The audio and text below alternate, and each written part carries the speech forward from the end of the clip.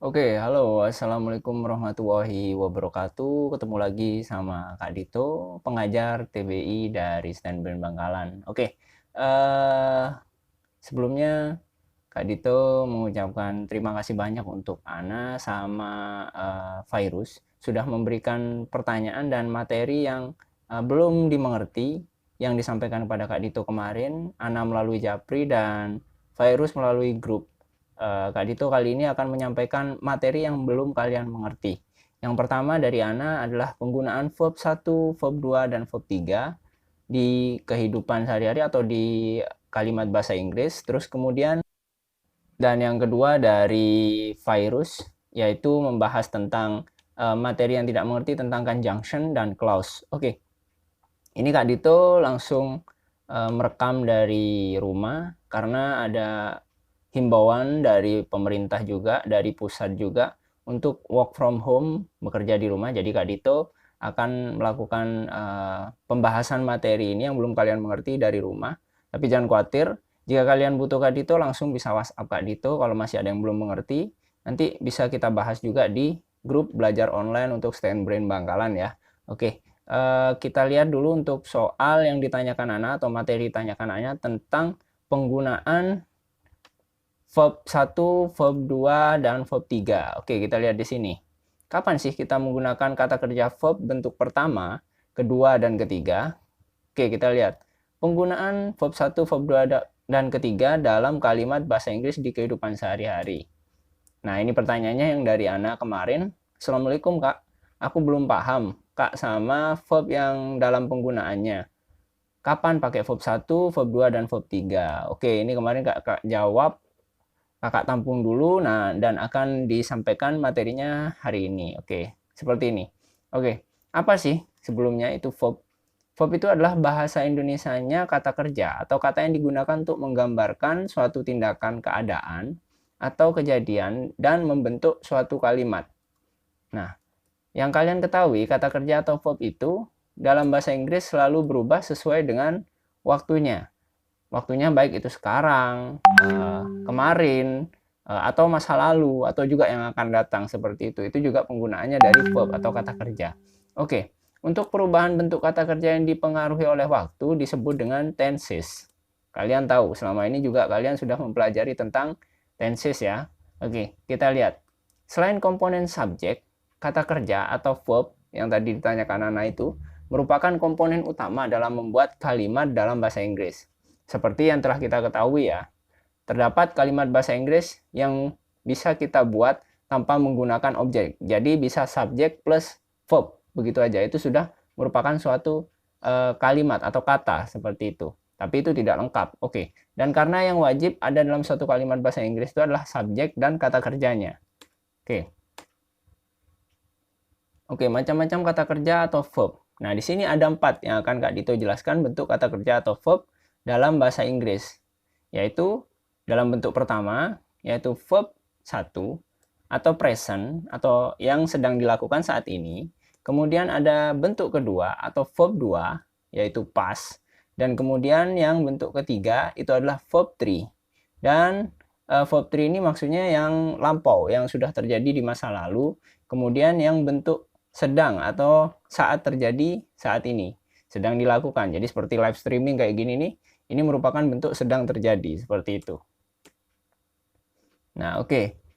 Kata kerja bentuk pertama, kita lihat di sini, biasa disebut dengan infinitif dan digunakan untuk membuat kalimat yang menunjukkan fakta, kebiasaan, dan keadaan umum yang terjadi pada saat ini. Oke, verb 1 ini bisa digunakan dalam tenses simple present tense. Kalian sudah pernah diajarkan tentang simple present tense juga. Mungkin ini Kak Dito sekaligus mengulangi ya. Dan jika subjeknya orang ketiga singular, menggunakan he, she, atau it, itu verbnya di belakangnya diimbuhi s, atau es, atau ies. Tergantung dari katanya, tergantung dari verbnya, seperti itu. Oke, kita lihat di sini. Ini adalah rumus dan contoh penggunaan verb 1. Oke, ini soal penggunaannya. Sebentar.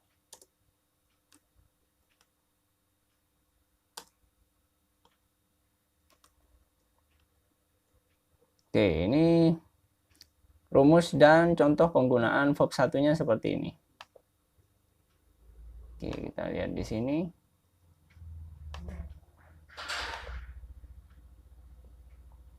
Oke.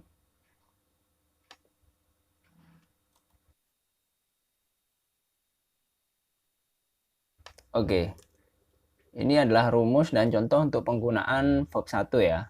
Oke, kita lihat. Untuk bentuknya yang verb 1 ini yang kalimat positif itu rumusnya adalah subject. Ya, di sini kita lihat ada subject plus verb 1 plus s atau es itu tergantung penggunaannya. Penggunaan verbnya di situ misalkan nih, kalau go itu kalau he go atau he goes ya. Oke. Ini adalah plus objek kemudian di belakangnya. Contohnya di sini adalah I use. Ini use ini adalah verb 1. I use social media. Social media ini sebagai objeknya. Oke, yang kedua adalah subject plus to be karena di sini tidak ada verbnya mungkin. Ini adalah penggantinya adalah to be atau am, is, are. Kemudian adalah adjektif atau kata kerja. Ya, atau adverb di sini ya. Nah, kemudian contohnya di sini adalah she is. Nah, is ini adalah kata ganti kerja yang pertama atau kata ganti verb yang pertama. She is very polite and kind. Oke, kita lihat di sini. Jadi adjektifnya di sini adalah polite and kind. Seperti itu. Nah, untuk kalimat negatifnya dari yang digunakan di atas ini sesuai dengan rumusnya yang negatif ini subject plus do atau does kalau merupakan verb ya. Do atau does not plus verb 1 ya. Kemudian plus objek seperti itu. Kemudian ini di sini contoh kalimatnya adalah they sebagai subjeknya, terus do not karena ini adalah they. Are you, they, we itu menggunakan do dan he, she, it itu menggunakan does seperti itu. Nah, they do not use ini adalah verb satunya. They do not use social media berarti mereka tidak menggunakan sosial media. Oke. Terus kemudian di sini yang kedua adalah subject to be. Subject plus to be, am, is, dan are. Di sini plus not, ini untuk kalimat negatifnya, plus adjektif atau adverb. Contohnya di sini adalah she is not very polite. Ya, ini very polite, ini adjektifnya. Jadi ini is-nya ini adalah kata ganti kerja yang pertama. Oke, karena ini adalah she jadi is. Kalau they, dia adalah are di sininya. Oke, kemudian ini untuk integratif atau kalimat tanyanya do atau does plus subject plus verb one plus object. Oke, ini contoh yang pertama adalah does he use social media? Nah, ini kan penggunaannya pakai does karena di sini adalah he. He, she, it itu menggunakan does. Does he gitu ya. Oke, ini adalah verb satunya use. Does he use social media? Seperti itu ya. Oke, does use social media. Kemudian yang kedua, ini karena tidak ada verbnya, tidak ada verb satunya adalah pakai kata ganti kerja yang pertama. Kata ganti verb yang pertama adalah am, is, dan are. Oke. Nah, is dan are ini jadi to be-nya di sini adalah is dulu karena ini menggunakan she di sini subjeknya. Jadi is she polite and kind? Ya. Jadi apakah perempuan itu polite and kind? Seperti itu. Untuk pertanyaannya, ini penggunaan verb 1. Apa kalian sudah mengerti? Nah, oke, kalau kalian sudah mengerti di situ untuk penggunaan verb pertama atau yang sedang berlangsung, sekarang Kak Dito ingin kalian membuatkan satu contoh kalimat dengan penggunaannya verb 1 yang berbentuk tanya ya. Nah, ini dikumpulkan maksimal hari Rabu besok, laporan ke Kak Dito pukul 9 pagi. Dan pengumpulan kalian akan saya nilai dan saya post nanti di video selanjutnya. Lanjutkan, ini adalah kata kerja bentuk kedua atau verb 2 dan biasa disebut dengan past. Digunakan untuk membuat kalimat yang menunjukkan suatu kejadian yang dilakukan di masa lampau ya. Kemudian verb ini biasanya digunakan untuk simple past tense ya. Nah, untuk bentuk kata kerja kedua ini dibagi menjadi dua, yaitu regular verb kata kerja yang beraturan, dan irregular verb di sini. Oke, kita lihat di sini rumus dan contoh dari penggunaan verb 2. Oke, kita lihat untuk bentuk positifnya, rumus dari simple past tense ini adalah yang pertama adalah subject plus verb 2 ya, plus object. Nah, contohnya kayak gini. We attended. Ya, we attended ini verb satunya adalah we attend. Nah, kalau verb 2 karena ini regular verb, jadi adalah plus ed. We attended. Nah, kemudian the festival last week. Ya, jadi objeknya ini adalah the festival. The festival last week, minggu lalu. Ini jelas ya, waktunya minggu lalu. Dan kemudian rumus simple past tense yang kedua, ini adalah menggunakan to be karena tidak ada verbnya, karena di belakangnya adalah adjective atau adverb. Oke, jadi subject plus to be, was atau were, ya. Jadi she was, ya, she was absent karena adalah she, jadi he, she, it itu menggunakan was, dan Ayu Dewi itu menggunakan were, ya. Jadi absent, she was absent yesterday di sini. Oke, untuk ke kalimat negatifnya kita lihat di sini. Yang pertama, untuk kalimat negatifnya ini adalah subject plus did not, ya, plus infinitive verb, kembali ke verb 1 kalau bentuk negatif ya. Jadi untuk simple past tense ini untuk kalimat negatifnya kembali ke verb 1. Contohnya adalah we did not attend, ini verb 1 ya, the festival last week. Oke, kita lihat. Terus kemudian untuk nomor 2, ini adalah subject plus were atau were, was atau were karena di sini tidak ada verb. Karena di belakangnya ini adalah adjective atau adverb. Ya, jadi subject was, were plus not. Jadi she was not, ya kan? She was not absent yesterday, kemarin. Jadi pakai was karena ini she. Menggunakan was. Oke, kita lihat yang interrogatif atau kalimat tanya di sini. Yang pertama ini adalah did. Untuk pertanyaan did terlebih dahulu, kemudian plus subject ya, plus infinitive verb atau verb 1 dan kemudian objek kalau simple past. Jadi did they attend, ini verb satunya, the festival last week. Nah, ini penjelasannya. Last week ini sebagai past tense. Last week. Jadi kalau kalian menemukan kalimat seperti ini, misalkan ini dikosongi, ini pilih yang verb 1 karena di sini past tense bentuk pertanyaannya. Last week. Jelas ini pakai verb 1, kembali ke verb 1, bukan verb 2. Oke, kemudian was atau were, karena ini tidak ada verbnya, karena ini adjektif berarti menggunakan was atau were sebagai kata ganti kerja yang kedua.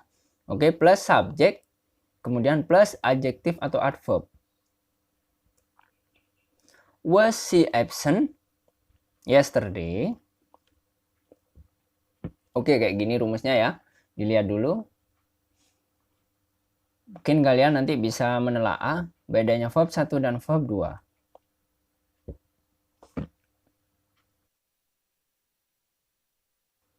Oke, kita lanjut ke soal dari penggunaan verb 2. Nah, tolong buatkan satu contoh kalimat dengan penggunaan verb 2, baik itu regular verb atau irregular verb ya, yang berbentuk negatif. Nah, ini dikumpulkan maksimal besok hari Rabu jam 9 pagi.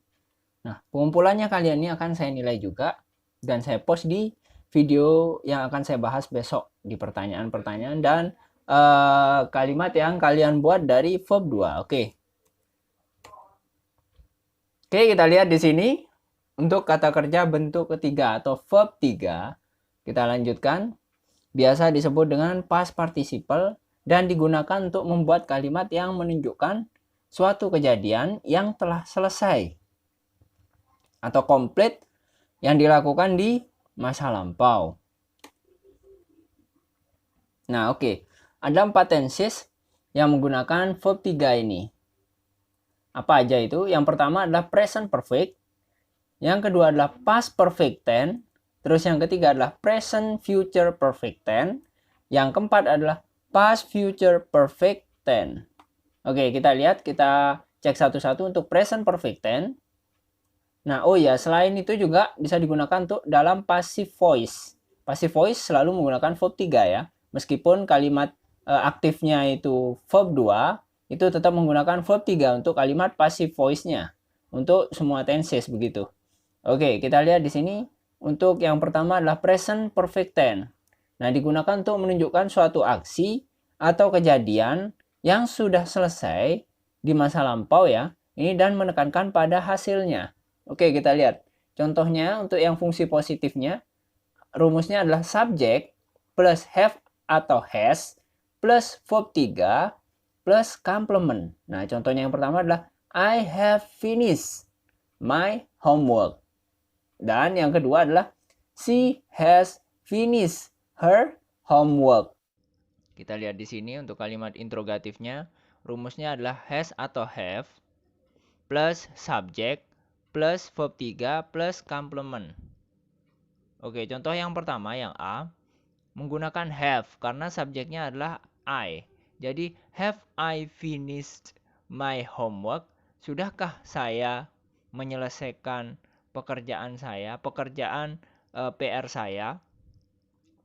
Terus kemudian yang kedua menggunakan has she finished her homework? Karena adalah she di sini. Jadi menggunakan has. Kalau I, you, Dewi ini menggunakan have. Kalau he, she, it itu menggunakan has. Jadi has she finished her homework? Ini verb 3-nya adalah finished. Ya. Oke. Jadi kayak gini present perfect tense rumusnya dan contoh kalimatnya yang menggunakan verb 3.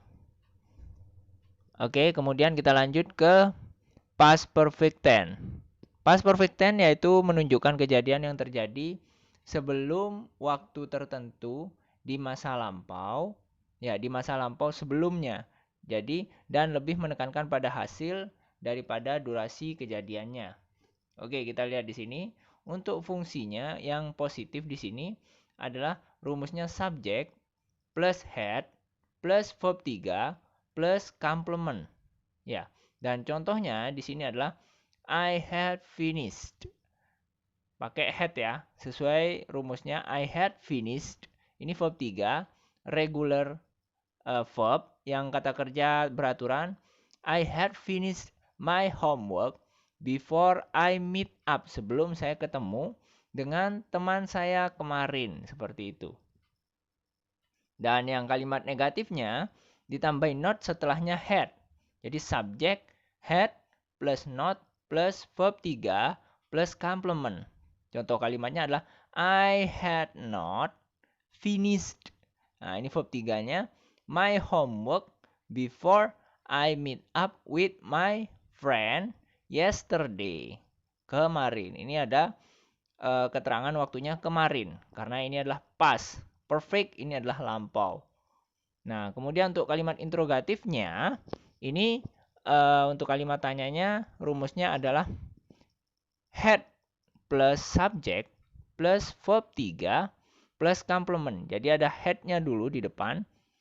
Had I finished my homework before I meet up with my friend yesterday. Jadi semuanya I, you, they, we, he, she, it menggunakan had di sini. Sesuai dengan rumus past perfect tense. Jadi, had I finished my homework before I meet up with my friend yesterday. Seperti itu. Oke, kita lanjut ke tense selanjutnya yang menggunakan verb 3 yaitu present future perfect tense.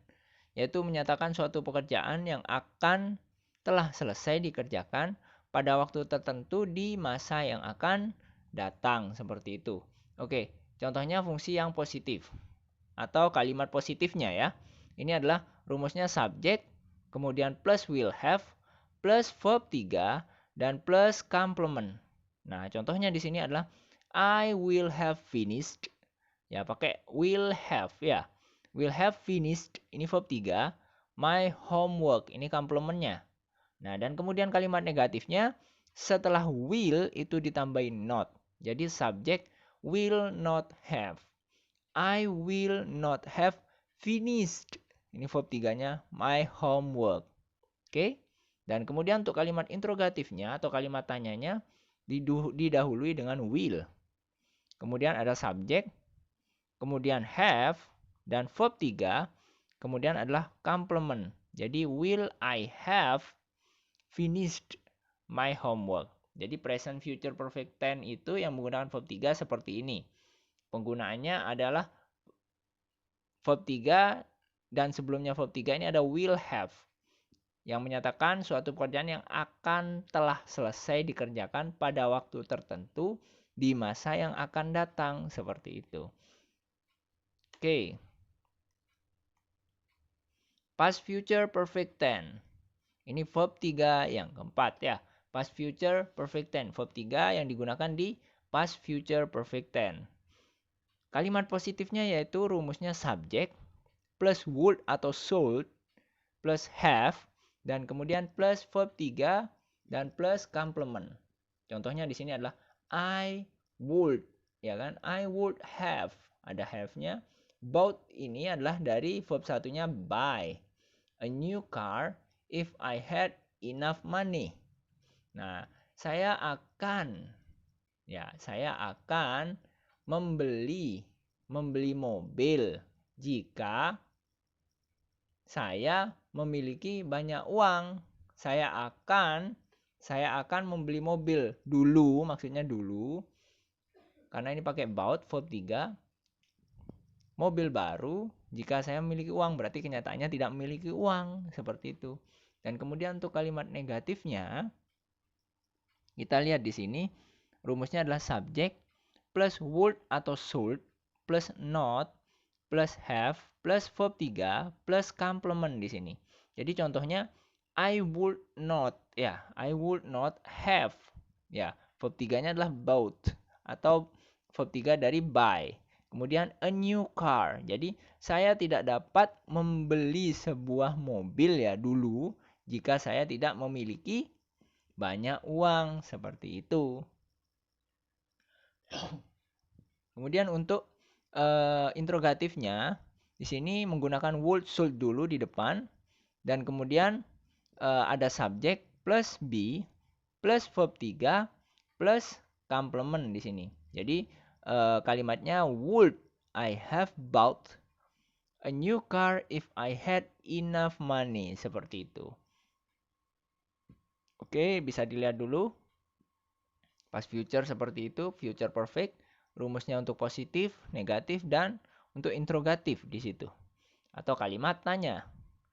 Jadi seperti itu. Nanti kalian dicoba ya di rumah ya, membuat kalimatnya ya.